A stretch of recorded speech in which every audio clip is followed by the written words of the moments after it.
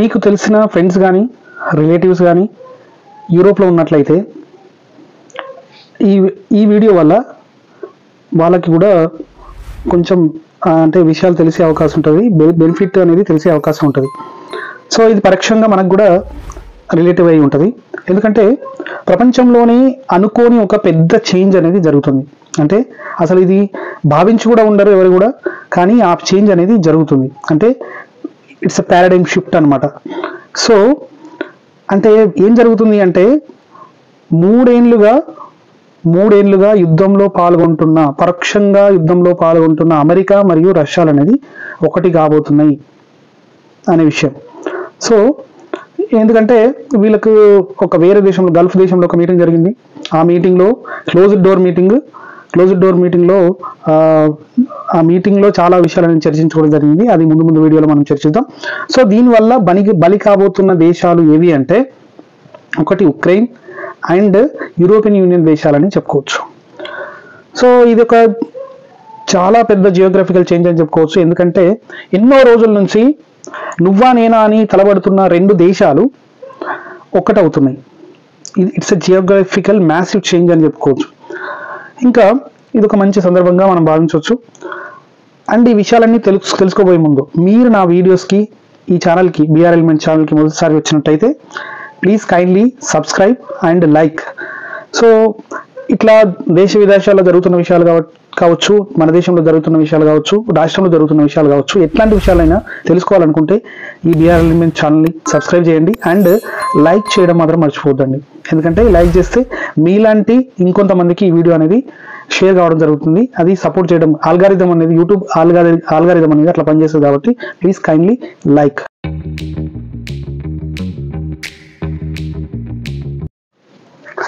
ఇకపోతే మనం వీడియోలోకి వచ్చినట్లయితే మనందరికీ తెలుసు రష్యా ఉక్రెయిన్ యుద్ధం అనేది 3 ఏళ్ల బట్టి సాగుతూనే ఉన్నది. అంటే మొదట్లో ఏమనుకున్నామంటే ఈ రష్యా చాలా పెద్ద దేశము, ఈ ఉక్రెయిన్ చిన్న దేశము, అసలు గాలి కుప్పే కొట్టుకపోతుంది ఉక్రెయిన్, ఏ బలంతో ఈ ఉక్రెయిన్ ఇట్లా కొట్లాడుతుంది అంటే.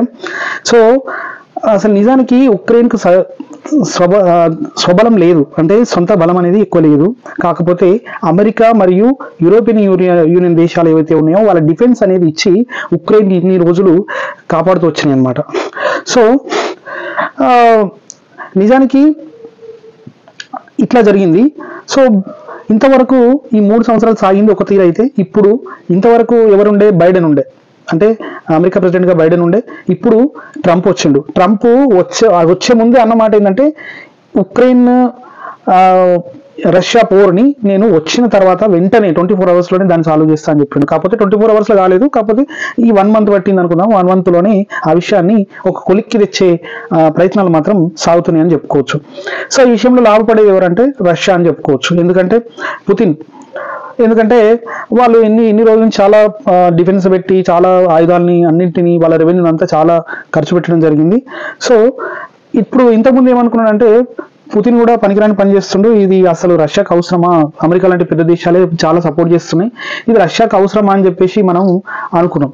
కాకపోతే కానీ పుతిన్ ఎట్లా ఆలోచిస్తాడంటే లాంగ్ రన్లో ఆలోచిస్తాడు. ఏదైనా ఒకటి మంచి జరగకపోతా అనే విషయాన్ని పుతిన్ ఎప్పుడు ఆలోచిస్తూ ఉంటాడు. కాబట్టి సో ఇప్పుడు జరిగింది అదే కదా. ఎందుకంటే మళ్ళీ అమెరికా కలిసి రావడం, కలిసి వచ్చి మళ్ళీ ఈ విషయాన్ని ఒక ముందుకు తీసుకువెళ్ళడం అన్నీ జరుగుతున్నాయి కదా. సో మొత్తం అమెరికా యూరోప్ డిఫెన్స్ రంగంలోకి దించిన తర్వాత ఆయుధాలు మొత్తం ఏం చేసినాయంటే రెవెన్యూ ఇచ్చినాయి, ఆయుధాలు ఇచ్చినాయి, డిఫెన్స్ని ఇచ్చినాయి, అన్ని రకాలు ఇచ్చినాయి. కాకపోతే రష్యా అనేది చాలా వరకు కష్టపడ్డాకున్నా అసలు ఉక్రెయిన్ని లోపరుచుకునే ఇది కూడా చేయలేకపోయింది అనమాట. సో అక్కడ పెద్ద పెద్ద బలగాలు, అమెరికా మరియు యూరోప్ బలగాలు పెద్ద పెద్ద ఉన్నాయి కాబట్టి ఏం చేయలేకపోయింది. సో అమెరికా కూడా మిత్ర దేశాలకు ఏం చెప్పిందంటే, మిత్ర దేశాలు ఎవరు కూడా రష్యాకు సపోర్ట్ చేయొద్దండి అని చెప్పి అప్పుడు రిస్ట్రిక్షన్ పెట్టింది. సో ఎందుకంటే అప్పుడు సపోర్ట్ చేస్తే మాత్రం మీకు ఎట్లాంటి లావాదేవీలు, మీకు దౌత్య సంబంధాలని నడపమని చెప్పేసి అమెరికా చెప్పింది. కాబట్టి ఎవరు కూడా వెళ్ళలేదు.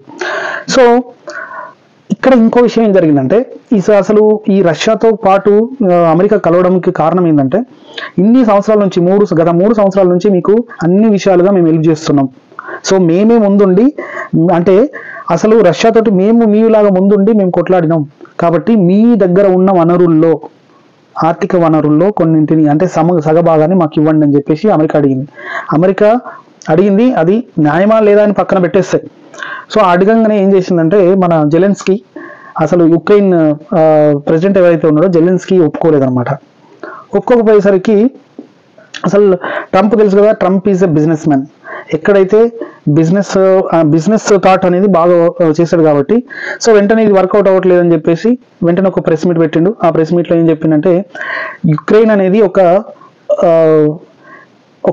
ఏమంటారు ఒక డిక్టేటర్ చేతిలో ఉంది. ఆ డిక్టేటర్ చేతిలో నుంచి బయటకు రావాలంటే ఖచ్చితంగా ఉక్రెయిన్ అనేది మారాల్సి ఉంటుంది అని చెప్పేసి ఒక స్టేట్మెంట్ ఇచ్చేసి తర్వాత అతను ఒక కమెడియన్ చేతిలో ఇన్ని రోజులు పెట్టడం వేస్ట్, అతనికి డెసిషన్ తీసుకోవడం తెలియదు అని చెప్పేసి కూడా చెప్పడం జరిగింది.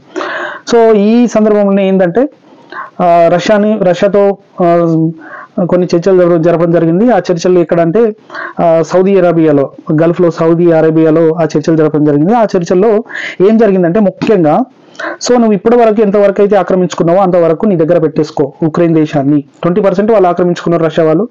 సో ఇంకా కొంచెం భాగాన్ని కూడా ఉక్రెయిన్ కూడా రష్యా భాగాన్ని కూడా ఆక్రమించుకుంది. కానీ చాలా వరకు రష్యా వాళ్ళు మళ్ళీ సాధించేసుకున్నారు వాళ్ళ భూమిని వాళ్ళు. సో ఇక్కడ ముఖ్య ఉద్దేశం ఏంటంటే ట్రంప్ ఏమంటుండంటే I wanted to be remember as a unifier అంటే ఎక్కడైతే దేశాలు కొట్లాడుతున్నాయి ఆ దేశాలను కలిపిన వాడిగా నాకు ఒక పేరు కావాలి. ఎందుకంటే పాపం ఆయనకు వయసు అయిపోతుంది, 75 నుంచి 80 వయసు అవుతుంది. కాబట్టి ఆయన పేరు అనేది చిరస్మరణీయంగా ఉండాలనే ఉద్దేశంతో అట్లా చేస్తున్నా అని చెప్పేసి ఆయన కూడా అంటున్నాడు అనమాట. సో నెక్స్ట్ ఏం జరగబోతుందంటే త్వరలో యుద్ధం ఆగిపోతుంది. యుద్ధం ఆగిపోయిన తర్వాత ఇంకా కొన్ని పరిణామాలు జరుగుతాయి అన్నట్టు. జెలెన్స్కీని గద్దె దింపే పరిణామాలు, ఆ లోపలనే కొన్ని శక్తులు రెడీ అయ్యి జెలెన్స్కీని దింపేసి మళ్ళీ ఇంకో కొత్త వాళ్ళు వచ్చే అవకాశం కూడా లేకపోలేదు. ఎందుకంటే అమెరికాకు ఉన్న పవర్ అది. అమెరికా రష్యా లాంటి పెద్ద దేశం ఎన్నో ఏళ్ల నుంచి వైరం ఉన్న దేశంతో కలిసిపోయిందంటే ఇప్పుడు అర్థం చేసుకోవచ్చు. అంటే యుక్రెయిన్ కూడా ఏదో కొలిక్కి తెచ్చే అవకాశం చేస్తుంది అనమాట. ఎందుకంటే సో ఎంత మనకు తెలియదు ఇదంతా యుద్ధం ఎందుకు జరుగుతుందంటే యుక్రెయిన్ అనేది నాటోలో చేరడానికి అడుగుతుంది అనమాట. నాటో కమిటీలో చేరడానికి అడుగుతుంది. ఆ నాటో కమిటీలో చేరడానికి అడుగుతుంది కాబట్టి వాళ్ళు రష్యా ఒప్పుకోలేదు. ఈ నాటో కమిటీలో చేరడం అనేది అసలు రష్యాకు నచ్చలేదు కాబట్టి రష్యా అనేది యుక్రెయిన్తో యుద్ధానికి వచ్చింది. సో ఇక్కడ ఇంకోటి ఏంటంటే మరి ఇవన్నీ అమెరికా విరమించుకున్న తర్వాత యుక్రెయిన్ ప్లస్ యూరోపియన్ దేశాలు కలిపి మరి ఈ యుద్ధాన్ని అంటే అమెరికా ప్లస్ రష్యా లాంటి పెద్ద దేశాలని ఎదుర్కొని వాళ్ళ యుద్ధంలో నిలబడే అవకాశం ఉంది అని అయితే నేను అనుకోవట్లేదు. ఎందుకంటే చిన్న డిఫెన్స్ ఉన్న దేశాలు కాబట్టి. సో ఎందుకంటే చెప్పలేం, what ever it may be positive negative కావచ్చు, నెగిటివ్ పాజిటివ్ కావచ్చు, ఆ విషయాలు కూడా జరుగుతాయి.